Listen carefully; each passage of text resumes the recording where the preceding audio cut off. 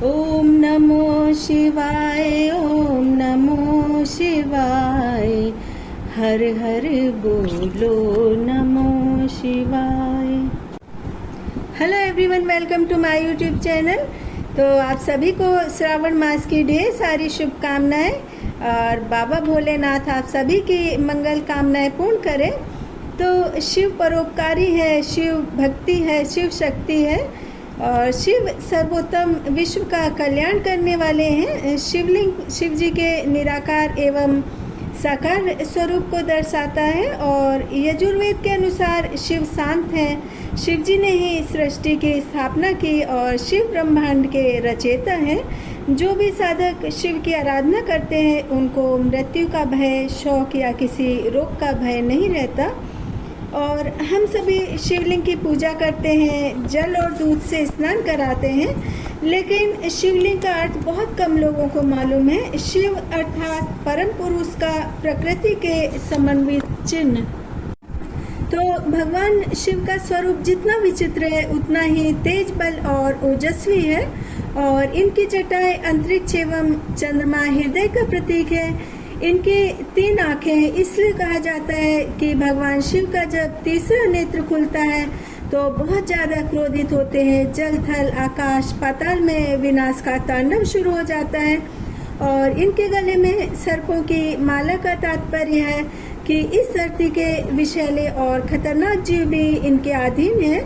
और इनके हाथ में त्रिशूल इस बात का संकेत है कि हमारे भोले बाबा तीनों लोकों के नाथ हैं और इनके कठोर तप और त्याग और समर्पण का वर्णन हर युग में किया जाता है। हमारे भोले बाबा बहुत भोले हैं और कुछ बेलपत्र, धतूरे, चंदन और जल से ही प्रसन्न हो जाते हैं, लेकिन शिव का रूप हमको सिखाता है कि जीवन में कठोर परिश्रम करना चाहिए, क्योंकि ज्ञान और परिश्रम से ही सफलता प्राप्त की जा सकती है।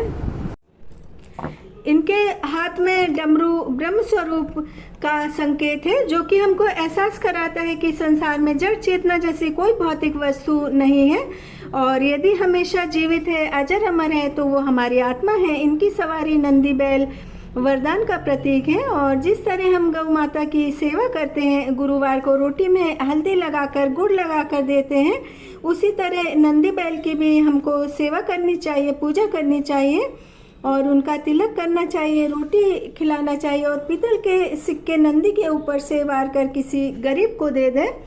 इससे घर परिवार की परेशानियां दूर होती हैं और शिव के गले की मुंडमाला मृत्यु को परास्त करने का संकेत देती है। तो आज मैं आपको कावड़ यात्रा का महत्व बताऊंगी।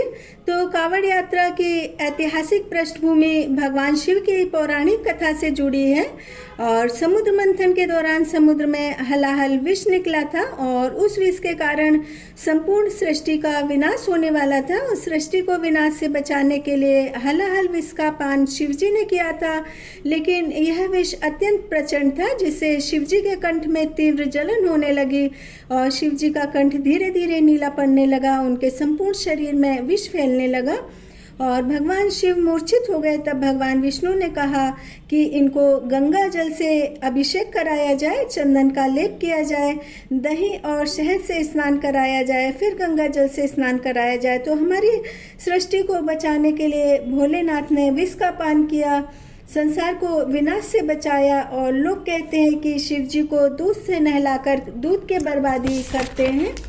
और सावन मास हिंदू पंचांग के अनुसार वर्ष का सबसे पावन महीना माना जाता है। सावन के महीने में प्रतिदिन शिवलिंग पर जल चढ़ाने, पूजा करने, बेलपत्र, धतूरा, भस्म, कमल का फूल अर्पित करने से साधक को मनवांछित फल प्राप्त होता है। और कांवड़ यात्रा वैसे तो पूरे वर्ष चलती है, लेकिन सावन में इस पवित्र यात्रा का विशेष महत्व होता है। और यदि आप पूरे वर्ष सोमवार का व्रत नहीं कर सकते, मंदिर नहीं जा सकते, तो भी आप प्रत्येक सोमवार को शिवलिंग पर जल अर्पित करें। पिंडी के ऊपर विराजमान शेषनाग को जरूर से स्नान कराएं एवं स्पर्श करें, तो इससे काल सर्प योग का भय समाप्त हो जाता है। और आज की भागदौड़ भरी लाइफ में श्रद्धालु देश के कोने कोने से चलकर पैदल कावड़ यात्रा करते हैं। सैकड़ों किलोमीटर से दूर कंधों पर 100-100 लीटर गंगा जल कावड़ में लेकर आते हैं और पूरा भारत बम बम भोले के जयकारों से गूंज उठता है। और ये यात्रा सिर्फ धार्मिक लक्ष्य या धार्मिक यात्रा ही नहीं है, बल्कि आत्मशुद्धि, धैर्य, अनुशासन एवं समर्पण की भी यात्रा है। इसलिए सभी भक्तों से निवेदन है कि इन बातों का अवश्य ध्यान रखें। तो मेरा ऑडियो पसंद आए तो मुझे लाइक, सब्सक्राइब करें। ओम नमो शिवाय।